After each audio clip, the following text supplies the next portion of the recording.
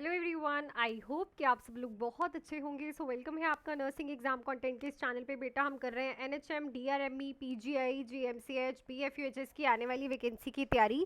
तो बहुत जल्दी आपको दिख जाएगी एनएचएम या फिर डीआरएमई की वैकेंसी। आपका जो नेक्स्ट मंथ है, जो कि कल से स्टार्ट हो रहा है, इस मंथ में आपको वैकेंसी दिख जाएगी। सो अपनी तैयारी स्टार्ट कर दो। और आज लास्ट डे है आप लोगों के इन स्पेशल जून के समर ऑफर्स का, जिसमें आपको 3 मंथ्स का बैच 1899 एंड 6 मंथ्स का बैच 3099 में मिल रहा है बेटा। तो जल्दी जल्दी प्ले स्टोर से nursing exam content Mohali app download करके या इस नंबर पे मुझे कॉल मैसेज करके आप आज ही ज्वाइन कर सकते हो। आपने सिलेक्शंस देखी है, हमारे रिव्यूज पढ़े हैं, तो ज़रूर जुड़िएगा। तो चलो नेक्स्ट क्वेश्चन, आज का हमारा पहले ही क्वेश्चन पे चलते हैं हम। Following retinal detachment surgery, which statement by the patient indicate correct understanding of discharge instruction? तो पेशेंट का हुआ है बेटा रेटिनल डीअटैचमेंट का सर्जरी, ठीक है, जिसमें पेशेंट का इनमें से कौन सा इंस्ट्रक्शन बताएगा कि पेशेंट को समझ आ गया है उसे डिस्चार्ज के बाद क्या क्या करना है। I will avoid sudden head movement, बिल्कुल राइट, ठीक है। I will resume contact sport next week, no.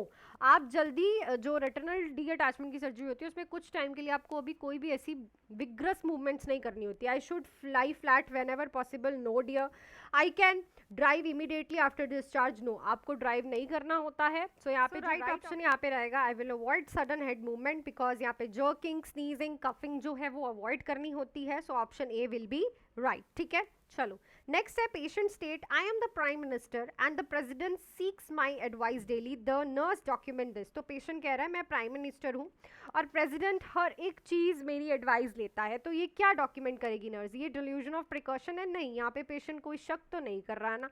Delusion of ग्रेंडियोसिटी है? यस, यहाँ पे पेशेंट अपने आप को पावरफुल समझ रहा है, एक्सपेंसिव समझ रहा है। डिल्यूजन ऑफ रेफरेंस भी नहीं है, ये थॉट इंसर्शन भी नहीं है। तो राइट ऑप्शन हमारे पास यहाँ पे क्या रहेगा? डिल्यूजन ऑफ ग्रेंडियोसिटी, क्योंकि ग्रेंडियोसिटी में पेशेंट अपने आप को, इसे एक्सपेंसिव डिसऑर्डर भी बोलते हैं, इसका अदर नेम है एक्सपेंसिव डिसऑर्डर। पेशेंट को लगता है that he and she is very expensive, that everyone talk to him, he's Elizabeth, he's a king, he's a queen, she's a queen, ठीक है। so delusion of grandiosity। next है the primary purpose of formative evaluation. तो ये question आपका nursing education से है। Formative evaluation का main purpose क्या है? Assign flying grades, evaluate learning during the educational process, compare institute, certify competency after completion. देखो, जब भी आप फॉर्मेटिव इवेल्युएशन करते हो, ये इसीलिए करते हो ताकि आप लर्निंग को एजुकेशन प्रोसेस के द्वारा एवेल्युएट भी कराओ। अगर आप किसी चीज़ को सिखा रहे हो, लाइक मैं स्टूडेंट्स को अगर क्लासेस दे रही हूँ तो मैं उनकी टेस्ट भी लेती हूँ फॉर द रेगुलर अपडेट के, लोग उनकी जो बच्चे पढ़ रहे हैं उनकी इवैल्यूएशन करनी है लर्निंग की, ठीक है। तो this is the main purpose, primary purpose of formative evaluation. Next है vaccine that provide both active and passive immunity. कौन सी वैक्सीन दोनों एक्टिव एंड पैसिव इम्यूनिटी देती है? BCG vaccine, hepatitis B vaccine, rabies vaccine with rabies immunoglobulin, OPV. So it's a rabies vaccine और rabies का immunoglobulin, ये active भी देती है और पैसिव भी आपको इम्यूनिटी प्रोवाइड करती है। एक्टिव इज़ लाइक कि ये बॉडी को स्टिमुलेट करती है एंटी रेबीज़ एंटीजन बनाने के लिए, और पैसिव इज़ लाइक आप इसे बाहर से भी दे सकते हो पेशेंट को। नेक्स्ट है which staffing pattern provide highest continuity of care. So ये बहुत इंपॉर्टेंट क्वेश्चन है, ये भी आपका जो है माइनर सब्जेक्ट्स में से है। इनमें से कौन सा स्टाफिंग पैटर्न जो है highest continuity of the care provide करता है? Functional nursing, team nursing, primary nursing, case method. So it is a primary nursing जो पैटर्न है बेटा स्टाफिंग का, ये कॉन्टिन्यूटी ऑफ द केयर में बहुत ज़्यादा हेल्प करता है, हाईएस्टली कॉन्टिन्यूटी ऑफ द केयर ये प्रोवाइड करता है, ठीक है। चलो नेक्स्ट है the nurse discover that the medicine error occur 20 minutes ago, what is the first action? तो नर्स ने कहा है कि जो मेडिसिन का एरर अक्कर हुआ है ना, वो 20 मिनट पहले अक्कर हुआ है। तो अब नर्स सबसे पहला एक्शन क्या करेगी?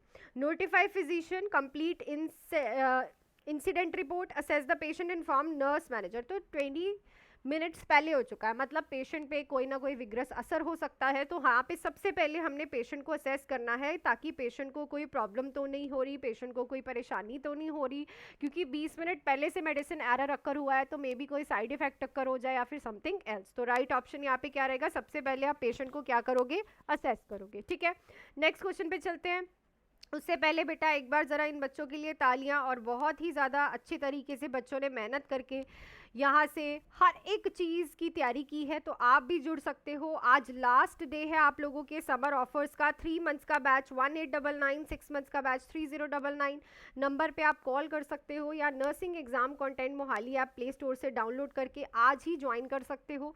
ये आप ही की तरह रोशन चेहरे हैं जिन्होंने मेहनत की है, तो वो चमके हैं। ठीक है, आपको भी मेहनत करनी होगी बेटा। एनएचएम की वैकेंसी आ रही है, डीआरएमई की वैकेंसी आ रही है, पीजीआई की वैकेंसी आपको दिख जाएगी, जीएमसीएच की वैकेंसी आनी है। पढ़ना आपने, आपके पास सबसे ज़्यादा अच्छा तरीका है तैयारी करने का, इतने कम फीस में। और सिलेक्शन ऐसा नहीं है फीस कम है, कंटेंट भी आपको बेस्ट मिलने वाला है, ये हमारी सिलेक्शन बोल रही है। ठीक है ना।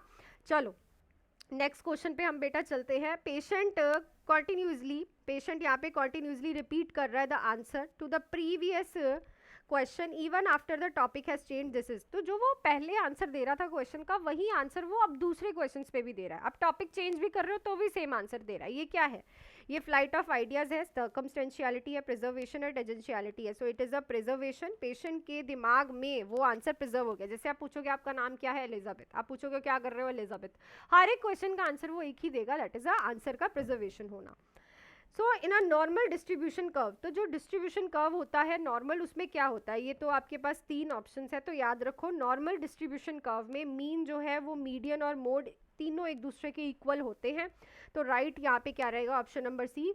और ऐसे क्वेश्चन आते हैं आपको पीजीआई में आते हैं। ठीक है, आपको डीआरएमई भी पूछे जा सकते हैं। नेक्स्ट है the carrier who harbours disease organisms for years after recovery. ऐसा पेशेंट, ऐसा कैरियर जो कि बैक्टीरिया या फिर ऑर्गेनिज्म को कैरी करता है इवन दाओ कि वो उस इन्फेक्शन से रिकवर कर चुका है, उसे हम क्या बोलते हैं? Contact carrier, incubatory carrier, healthy carrier, chronic carrier. So it is a chronic carrier कि डिसीज से रिकवर होने के बाद भी वो उस ऑर्गेनिज्म को अपनी बॉडी में कैरी कर रहा है for long term, that is a harbour career.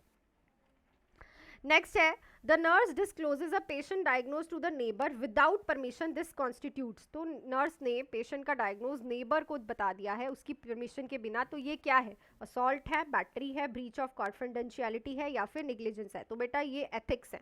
ठीक है, यहाँ पे आपने पेशेंट के कॉन्फिडेंस को ख़त्म किया है, पेशेंट के कॉन्फिडेंस को, उसकी कॉन्फिडेंशियलिटी को, उसकी चीज़ों को प्राइवेट रखने को, इन सारी चीज़ों को आपने तोड़ा है, तो it is a breach of confidentiality which is your ethics. ठीक है, नेक्स्ट क्वेश्चन है the nurse is evaluating the effectiveness of hand hygiene practice in reducing hospital acquired infection. तो नर्स इवैल्यूएट कर रही है कि जो हैंड हाइजीन प्रैक्टिस चल रही है हॉस्पिटल में, क्या उससे हॉस्पिटल एक्वायर्ड इन्फेक्शन कम हो रहा है? तो इफेक्टिवनेस देख लो। Which indicator best reflect the outcome of the intervention. इनमें से कौन सा इंडिकेटर बताएगा कि बेस्ट आउटकम यहाँ पे किस चीज़ से रिफ्लेक्ट होगी? सो इस क्वेश्चन का आंसर आप लोग मुझे कमेंट सेक्शन में लिख के बताओगे।